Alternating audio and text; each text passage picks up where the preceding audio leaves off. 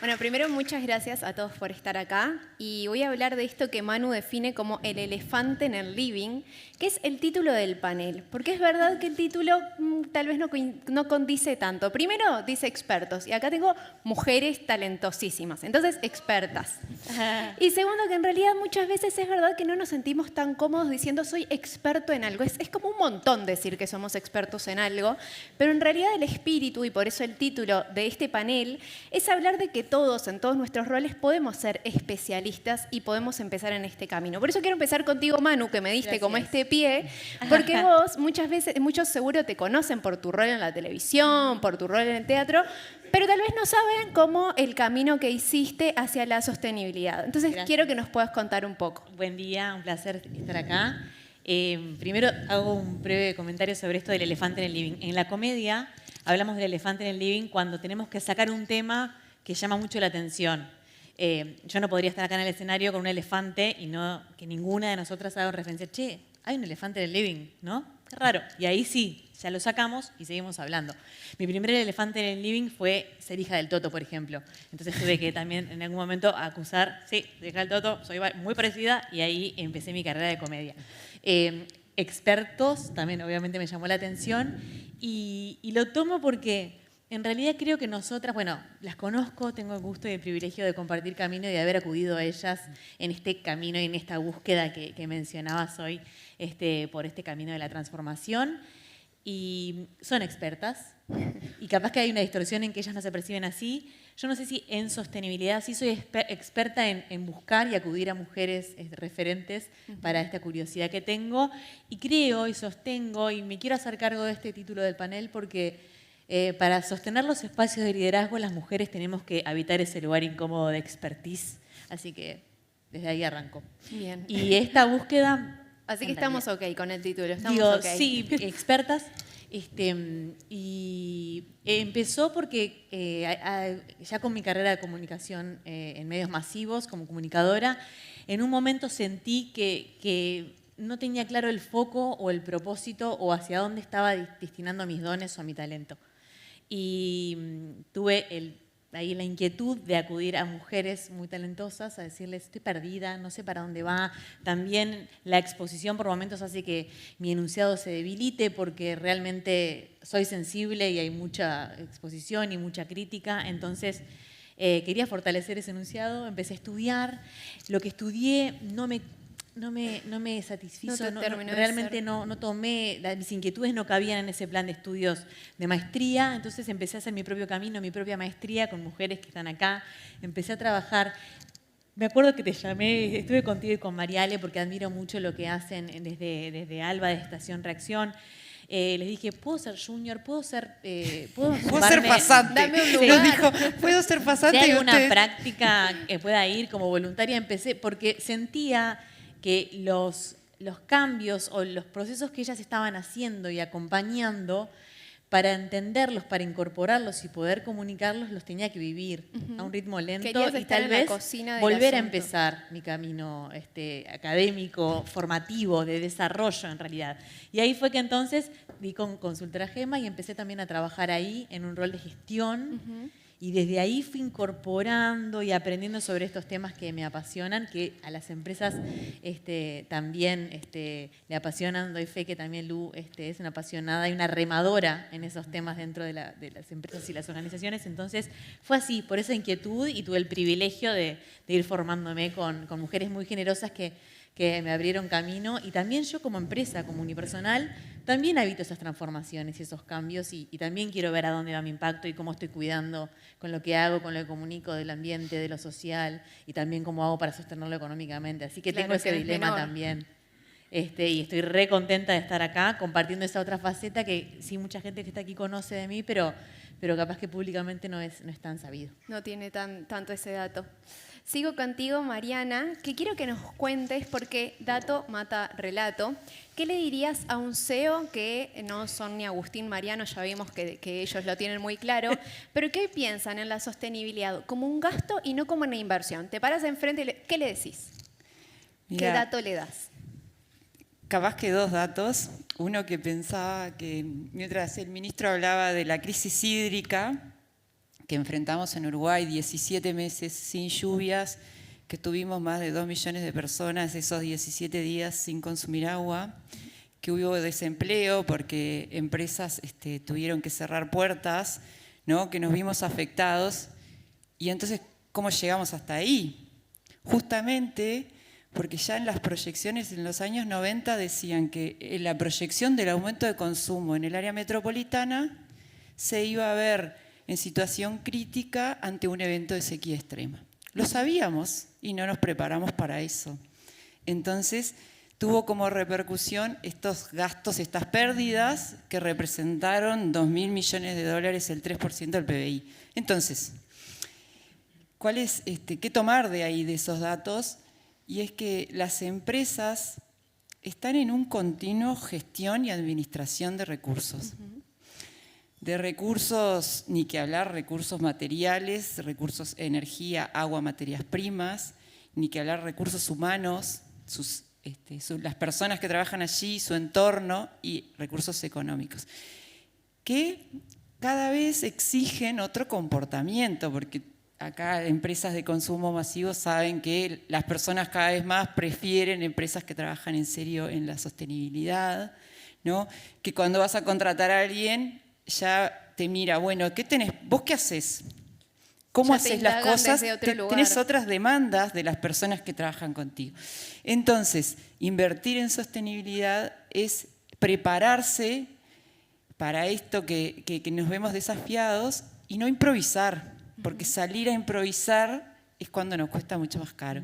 Entonces, el segundo número que iba a decir, y hablando de elefantes que ahora lo traían, ¿ustedes saben cuántos elefantes entran a Felipe Cardoso, que es el relleno sanitario de Montevideo? Todos los días entran 2.400 toneladas diarias de residuos que generamos todas las personas. Son 400 elefantes. Imaginen 400 elefantes todos los días vamos acumulando allí como muestra de ineficiencia, ¿no? Entonces, este número me parece bien gráfico porque esa montaña crece no ve los elefantes, a magnitud de 400 elefantes diarios. Así que bien, eso le diría. Es un buen dato. Dayana, sabemos que, y se mencionó en otros paneles, que no se puede gestionar lo que no se puede medir, pero en ese camino de la recolección de datos, Lucía, lo sabrás porque los reportes de sostenibilidad haces todo eso y después tenés muchísima información que a veces me imagino debe ser hasta abrumadora. Pero ahora hay herramientas, vos en Deloitte lo trabajás, además trabajaste en Microsoft, así que lo tenés súper claro, que nos ayudan con estos datos. Contanos un poco cómo se puede hacer más efectivo esa recolección y después con esos datos qué hacer. Bueno, muchas gracias, Irene. Sí, la verdad es que se habló mucho de medición en los paneles de la mañana y me encantó que sea un tema como tan prominente, porque lo que uno puede medir puede controlar y lo que uno puede controlar puede mejorar. Entonces, esos datos son fundamentales para asegurarse que esa medición sea precisa.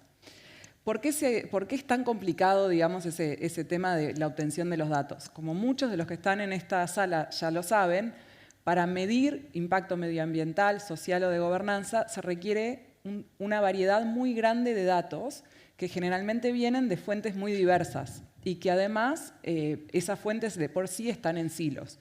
Para poder medir el impacto de una empresa necesita datos de sensores que tengan en planta para optimizar uso eléctrico, por ejemplo, o para reducir la huella hídrica. Se necesitan datos de los sistemas de recursos humanos de una empresa, del ERP para todo lo que es gestión de recursos.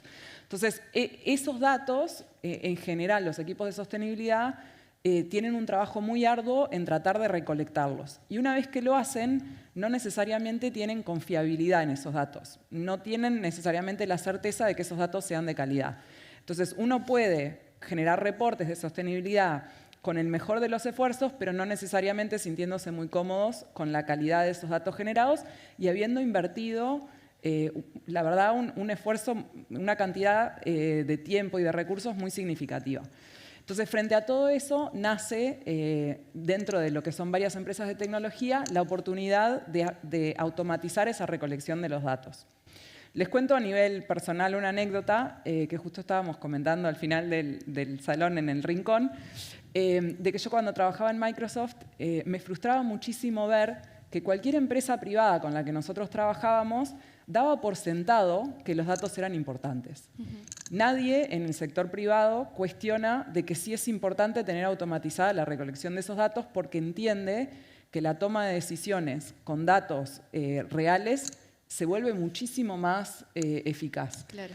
Pero en sostenibilidad no necesariamente tan obvio. Entonces, ¿cómo podíamos traer? Esa era como la pregunta que teníamos desde esa empresa. ¿Cómo podíamos traer la innovación que ya existe en el mercado, que las empresas tecnológicas ya tienen, al área de sostenibilidad? Claro, traspolarlo y decir, esto es igual. Esto, o sea, al igual que como se hacen reportes financieros, hay cada vez más estas herramientas que permiten automatizar reportes no financieros.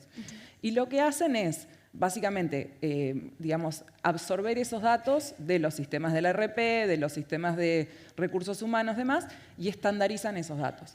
Entonces, el rol del Chief Sustainability Officer se vuelve bien distinto.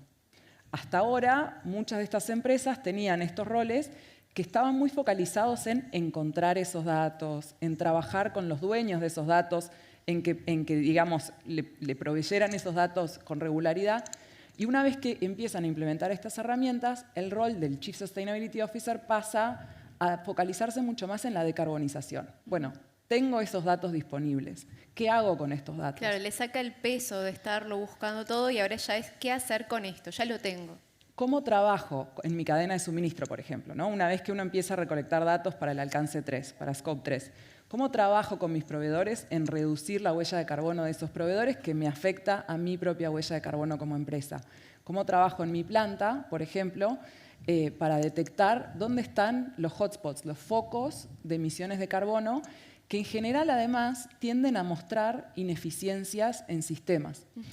Cuando comentábamos de este panel, yo te contaba ejemplos de un cliente que tengo que empezó ese proceso de medición de huella e identificó muy claramente un foco de emisiones en el sistema de refrigeración que tenían.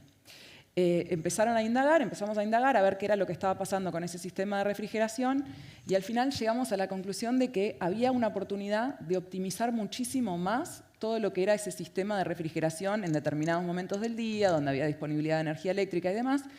Y lo interesante del ejemplo es que al final le terminaron bajando los costos de consumo de electricidad en un 30%. Entonces, para comentar un poco lo que hablábamos, ¿no? ¿Cuál es digamos, la mejor manera de vender sostenibilidad al CEO o al COO o a cualquiera en el C-suite? Es de que no solamente es bueno hacer sostenibilidad, sino que también le genera un valor muy tangible al negocio. En este caso en particular, una reducción de costos muy significativa y bueno, una mejora en la eficiencia operativa. Bien, qué interesante. Lucía, si alguien sabe de medir la huella de carbono y hacer reportes, son desde Itaú, que desde hace muchos años empezaron a medir su huella de carbono en los 3 alcances. Ya hoy, con el diario del lunes, que ya pasaron todos estos años, quiero que nos cuentes en qué les sirvió tomar esa decisión de vamos a empezar a medir, vamos a empezar a hacer, y cómo evolucionó la empresa en ese camino. Ya te contesto, voy a arrancar agradeciendo a todos por estar acá, todos y todas. Quiero hacer 2 disclaimers de lo que empezamos a hablar al principio. Perfecto, Primero sí. es recordarnos a todos que sin equidad de género no hay sostenibilidad, por lo cual que seamos 4 mujeres acá hablando de sostenibilidad y que tratemos entre todos de encontrar paneles mixtos y donde todos unamos nuestros puntos de vista es súper importante, así que ese me parece un gran elefante en la mesa, acá en el living. Y que el título de expertos me gusta por esta parte de donde las mujeres nos tenemos que empoderar.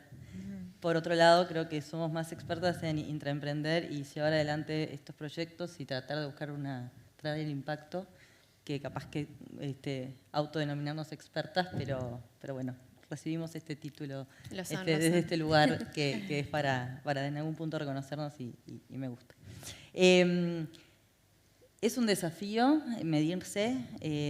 A mí me encanta porque estamos ahora en un proyecto juntas es importante porque nosotros cuando arrancamos con la gerencia de sustentabilidad hace muchos años, hace como 9 años, lo que teníamos era un montón de mejores prácticas, que me parece que es un buen inicio. O sea, está bueno tener buenas prácticas ambientales, buenas prácticas sociales, obviamente buenas prácticas económicas porque tenemos que dar resultado, pero lo que a veces falta es la estructuración y cómo esas buenas prácticas se vuelven una evolución a que sean el corazón de tu modelo de negocio. Y yo creo que la única manera de que eso pase es poder, primero, generar foco, que esto es lo que generan las áreas de sustentabilidad dentro de las empresas, que a veces nos preguntan, ¿vale la pena tener un área de sustentabilidad? Y yo creo que sí que vale la pena, porque es de alguna forma poner foco. Es decir, bueno, ¿cómo hacemos para, sobre todo en las grandes corporaciones como la que yo pertenezco, cómo hacemos para hacerlo tan distinto a cómo lo veníamos haciendo? Que en realidad tenemos buenas prácticas, pero tenemos que llevarlo al corazón de lo que hacemos. Claro. Y Que no sea solo una pata, que no todo. sea como haces, este es el valor que entrega tu negocio y adicionalmente tenés buenas prácticas. No, bueno, es como cómo hacemos desde el corazón de lo que hace la empresa, traer esta mirada de triple impacto. Entonces, la manera por la cual arrancamos hace muchos años, hace como 9 años, fue, bueno, ¿qué es tener lo básico bien hecho? Y por ahí empezamos, que era medirnos, ¿no? Es como, bueno, lo que no se mide, lo hablamos recién, no se controla, y lo que no se estamos todos alineados. Y lo que no se controla no puede evolucionar. Entonces, medirnos es parte de entender en qué estadio estás. Y también, esto es como todos podemos ponernos el título de sustentables, pero lo interesante acá es entender cómo vos estás generando una mejora continua con una mirada mucho más amplia, mucho más integral, donde gane la empresa, pero gane la sociedad donde esa empresa está desarrollándose. Entonces, dentro de las cosas que medimos, obviamente la medición de huella es importante, sobre todo en el caso de servicios como nosotros, nuestro impacto directo es menor, no tenemos una industria, no generamos un impacto ambiental tan grande. De igual forma, hay un montón de eficiencias que tenemos metas y que las trabajamos en energía, en agua, en papel, en un montón de recursos. Lo que sí, en el caso de la industria financiera, es cómo es el alcance 3, es decir, qué hacen nuestra cadena de valor, ¿no? Claro. Y entonces, en algún punto es medirnos también para inspirar y para poder pedirle a otros que se midan y a través de eso tener una conciencia colectiva de a dónde vamos con el impacto ambiental y qué podemos hacer en conjunto para llegar a un compromiso, que en el caso nuestro es un compromiso de Net Zero 2050. Claro, no puedes pedirle no puedo pedirle a otro si lo que yo no haciendo. hago y además tengo que poder atravesar los procesos. Esto es como en cualquier transformación, tengo que poder atravesar el proceso para también entender los dolores del proceso y poder acompañar a otros en que eso suceda. Entonces, nada, estamos en un proceso de aprendizaje. Hace 9 años que tenemos área de sustentabilidad y seguimos Y los dando aprendizajes pasos. siguen. Y los aprendizajes siguen y los desafíos que nos ponemos son mayores, pero creo que esto de medir es lo que te marca también, bueno, así estamos y bueno, nos volvemos a medir y así avanzamos y compartimos y estamos acá también para decir, bueno, esto lo hicimos bien, esto no nos está saliendo, cómo podemos hacer red, cómo podemos hacerlo mejor y desde ese lugar de humildad empresarial poder generar un cambio entre todos, ¿no? Claro, y seguir avanzando. Manuela, tenés varios nombres, tenés Marta, Niño Doblaje, Dolores Organizacional, y esto es porque usás mucho el humor como herramienta, ¿no? ¿Cómo te sirve esto para acercar todos estos temas que capaz que alguien los escucha afuera y le parecen muy técnicos, medio fríos, pero vos lográs eso transmitirlo de una manera súper amena, súper cercana? ¿Cómo te sirve eso, usar el humor? Bueno, sí, el humor es una herramienta que amo, es una herramienta muy poderosa. Me gusta mucho intentar aproximarme a definiciones. Una de ellas es que el humor puede ser sintetizar en un universo expresivo una acción para generar una provocación. Esa provocación puede ser acercar, conectar, bajar a tierra o al pan con manteca conceptos que a veces si no quedan muy distantes, porque también generan resistencia todavía, como que generan un poco de dolor cuando hablamos de algunos temas de los que se ocupa la sustentabilidad. Porque entonces, te muestran que a veces no lo estás haciendo exacto, tan bien. o esa vulnerabilidad o esa imperfección desde la que nos mostramos cuando reportamos o cuando comunicamos el impacto también necesita de otras herramientas o de otros vehículos, y el humor es una herramienta hermosa cuando está al servicio, respetuosa y al servicio de esos procesos. Entonces, para mí es una traducción que podemos hacer. El ejemplo que ponía hoy Mari de cuántos elefantes el humor no tiene que ser necesariamente una risa, sino un lenguaje común o buscar otra forma distinta de llevar un mensaje. Y la ciudadanía, y yo desde el lugar de medios masivos me doy cuenta que todavía en el día a día y en la calle estas conversaciones que tenemos todavía a veces no llegan o no permean. Entonces, por un lado está buenísimo cuando las marcas empiezan a generar esos mensajes que tienen un rol recontractivo y potente para hacerlo, para llevar esa conversación a la góndola o a esa decisión de compra.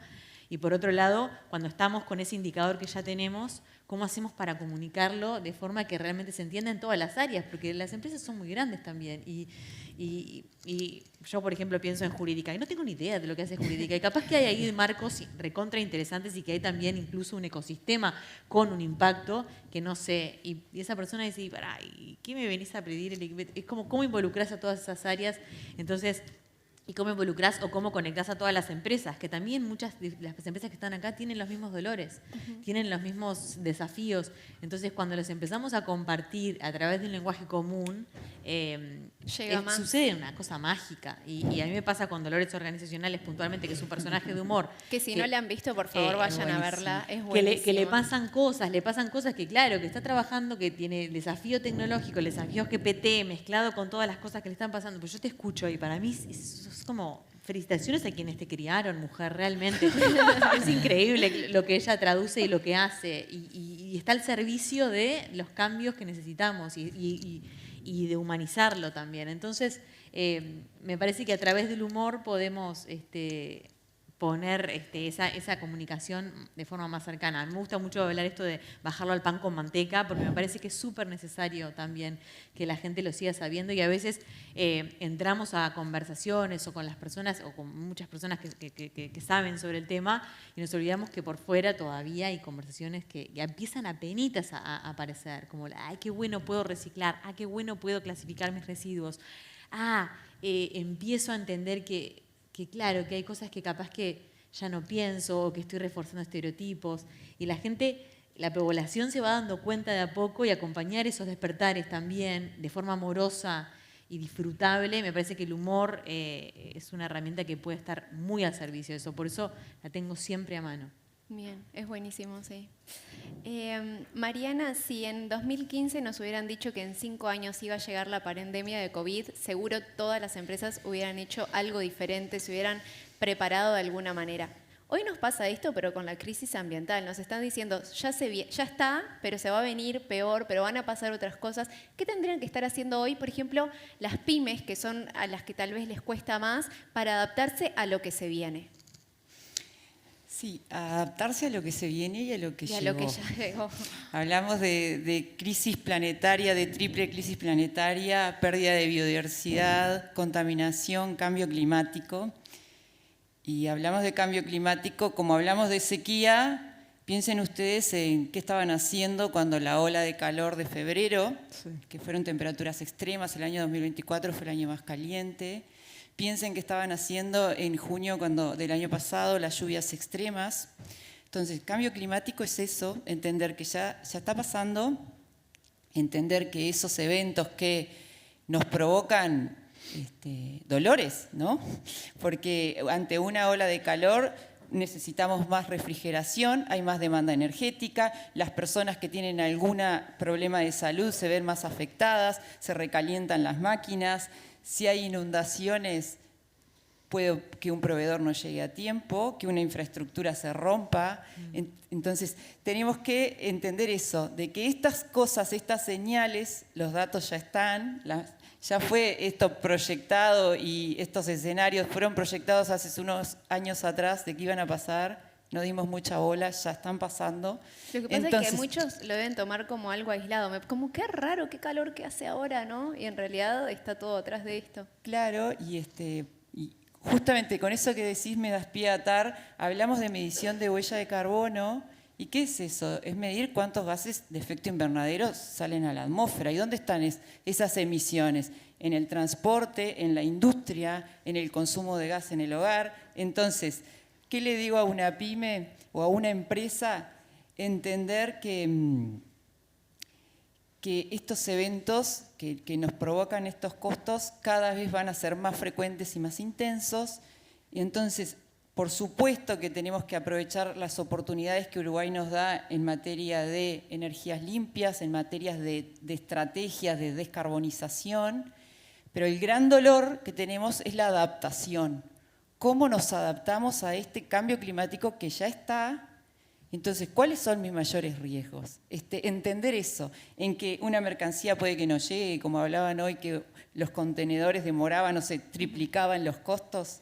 Entender que quizás mis personas que están todo el día en la calle, ¿no? El personal precisa otro sistema de cuidado y de abastecimiento. Entonces, es eso que, y retomo con lo que decía hoy, de cómo prepararse para no improvisar y justamente y eso, y disminuir los riesgos. Entonces ahí tenemos oportunidades de innovar, tenemos que crear otras soluciones y en Uruguay también destaco esas oportunidades que tenemos como herramientas para quiero dejar el mensaje que precisamos adaptarnos, porque como país somos, desde el punto de vista de emisiones, poco representativos. Nuestras emisiones a nivel global no llegan al 0,5%, pero sufrimos las consecuencias de esa globalidad en estos eventos extremos. Entonces ahí esa doble moneda, esa doble cara,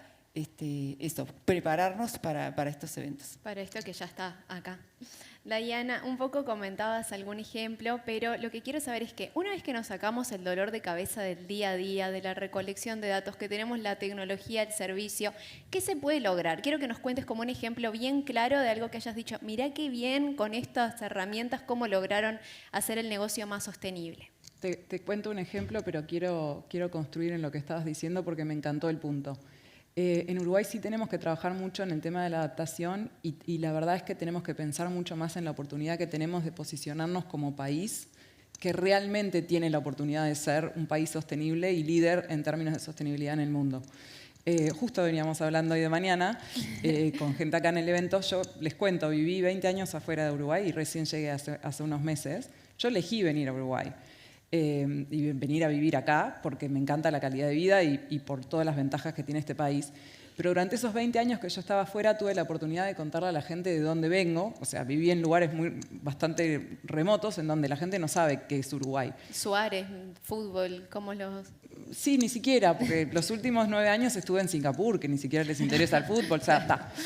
Y cuando cuento de mi país, yo cuento con mucho orgullo de que el 98% del grid en este país es eléctrico, de fuentes renovables. Cuento con mucho orgullo que la agricultura en este país es rotativa hace muchísimos años, hace décadas que el sector agro tiene prácticas sostenibles.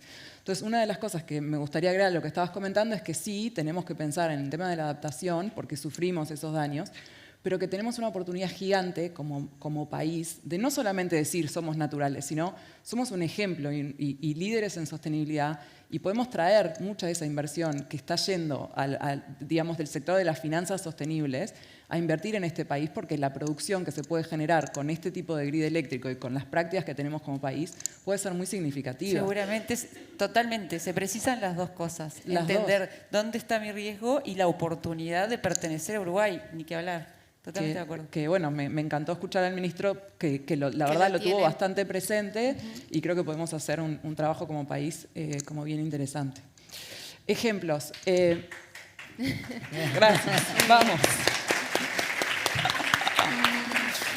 Escucha, iba a contar otros ejemplos que tenía preparados del sector empresarial, pero como hablamos tanto de elefantes, les quiero contar de los elefantes. Me encanta este panel elefante, tendría que haber sido el título al final. El elefante. Elefantes de la sostenibilidad. Me encanta. ¿Por qué no? Me encanta. No, iba a contar como en el ámbito empresarial, reducción de emisiones, de carbonización, que está todo bárbaro y son ejemplos súper útiles para la gente que está pensando en estos temas, ¿no? Pero como mencionábamos los elefantes, me acordé de un proyecto preciosísimo en el que, digamos, el objetivo fue tratar de evitar la venta de marfil, de cuernos de marfil de los elefantes en Kenia. Hay una reserva natural en la que se estaban... Esto es un caso real que si a alguien le interesa después le puedo compartir el link. Se llama Elephant Listening Project, el proyecto de escucha de elefantes. Querían evitar la venta de los cuernos de marfil de los elefantes en esta reserva natural en Kenia en particular. ¿Qué es lo que nos pidieron que hiciéramos? Que llenáramos de sensores la reserva natural para tratar de entender qué era lo que estaba pasando en ese lugar. No sé si alguien estuvo en África, yo en lo personal no estuve, pero hay muchos ruidos en esa selva. Entonces y mucho movimiento. Era muy difícil tratar de entender qué estaba pasando en ese ecosistema natural 24 horas al día para entender por qué se estaban robando esos marfiles. Entonces se terminó poniendo un sensor acústico.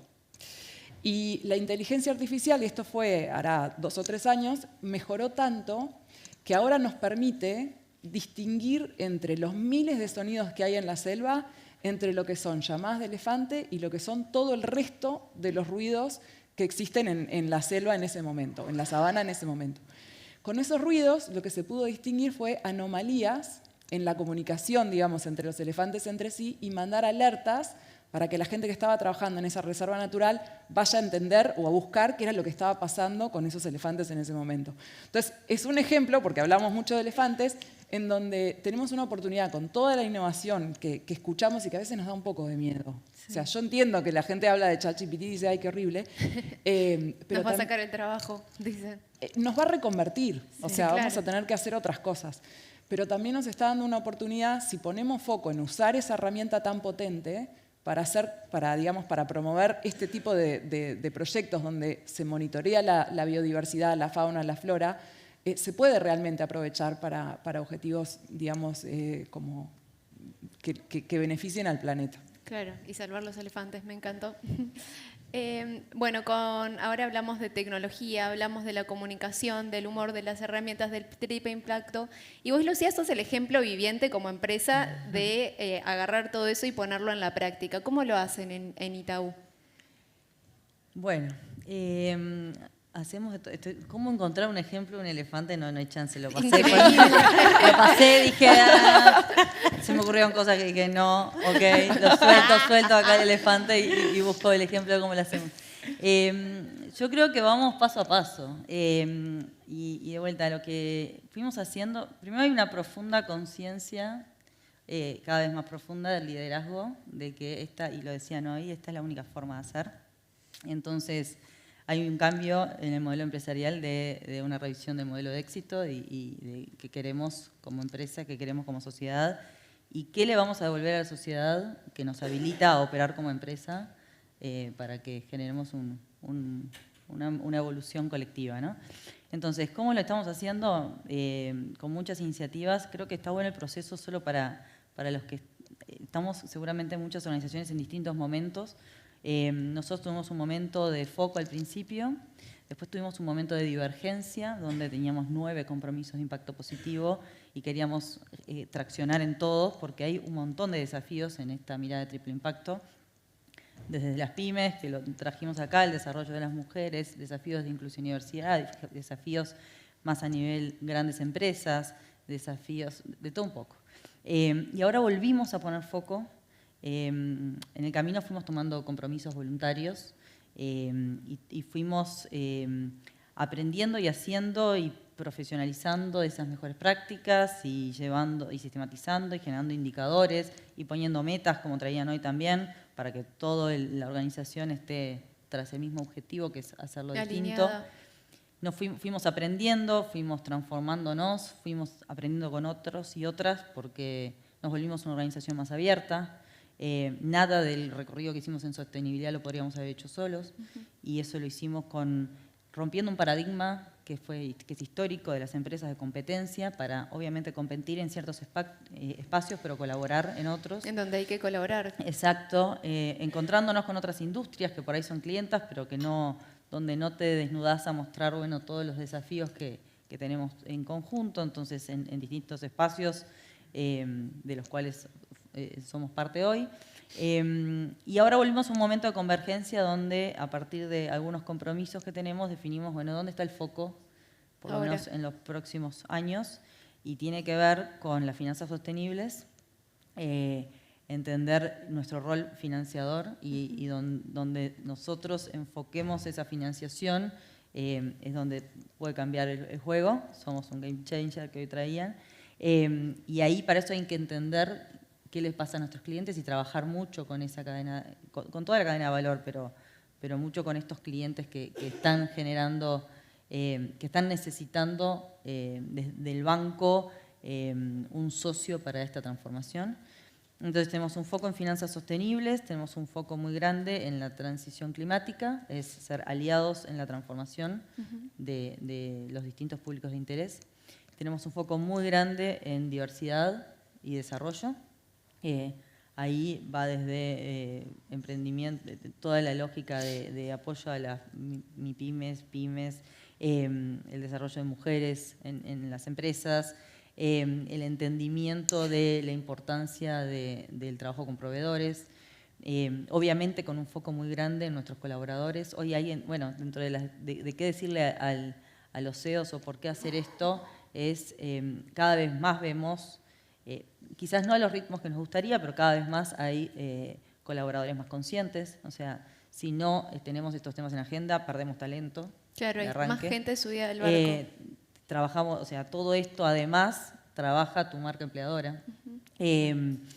Tenemos clientes más conscientes, clientes que quieren invertir y quieren ser parte de organizaciones que estén generando un cambio. Y obviamente tenemos inversionistas que están mirando esto, tenemos accionistas que están mirando esto. Entonces, ¿cómo lo hacemos? Lo hacemos, si tuviese que decir una frase, es como lo hacemos con todos nuestros públicos de interés, en una lógica de escucha, en una lógica de adaptación, y ahora con este nuevo foco, obviamente atravesados por una cosa que es obvia, pero es importante de nombrar, que es con una gobernanza sólida, con la ética y la transparencia en la base de todo, que parece una obviedad, pero si leemos las noticias, a veces hay que revisar algunas cosas que hacemos. A veces no es tan obvio. Pero bueno, el foco hoy del banco, que te digo, que pasó por este proceso de poner un foco más chiquito en mejores prácticas, después de querer abarcar como la transformación en un aspecto más amplio y ahora volver a converger en lo que necesitamos poner de nuevo foco para que el cambio se haga, que es en estos temas de la transición climática, las finanzas sostenibles y la diversidad y el desarrollo. Bien. Bueno, muchas gracias. A las 4 me encantó este panel. Muchas gracias.